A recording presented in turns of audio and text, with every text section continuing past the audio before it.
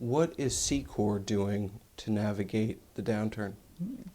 Well, first, Seacor has come into this period about as prepared as you could. I mean, it is you start with this broad base of diversified assets in transportation, but also with no real exposure to what I would call commodity shipping, dry bulk carriers, tankers, those areas, container ships, those areas that have been most badly hit.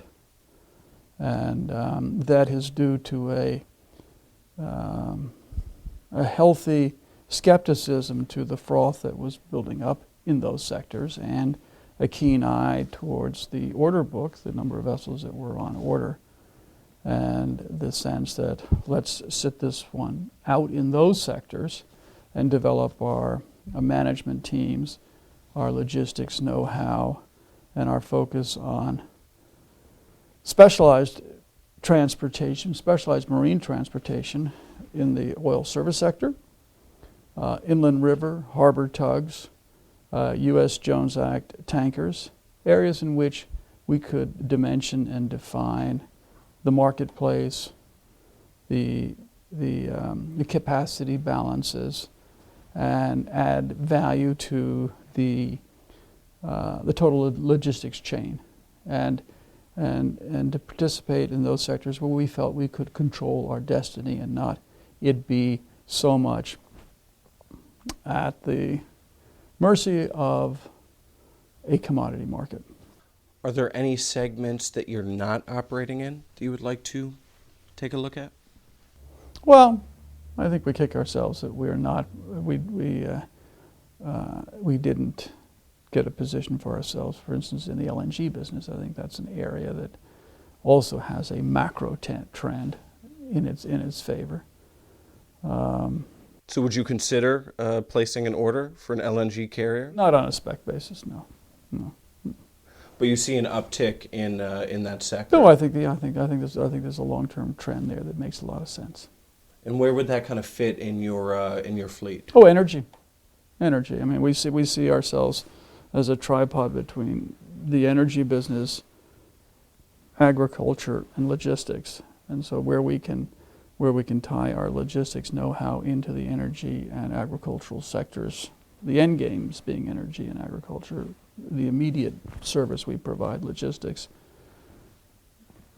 anything that fits within those three baskets makes sense to us. These are very, very expensive ships to have idle and not have a use for. The long-term goal in what you would want to believe in LNG would be the development of a spot or trading market, and you, in order to be competitive in a spot or trading market, you would need low-cost equipment to have a competitive edge. It's very hard to get that with a new building. In some of the other maritime segments in which you operate, which do you think is poised for expansion, maybe in the near term, intermediate term, long term? Well, I think we feel very comfortable working in areas that are tied to agriculture.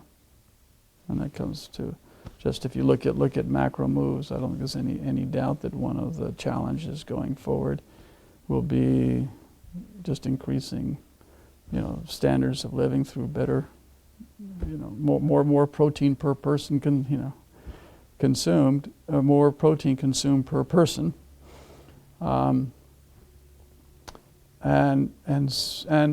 we believe the United States is one of the most competitive bread baskets internationally, and that's why we feel as comfortable as we do with our inland river activity, and we are participating in building terminals and handling facilities along the Mississippi.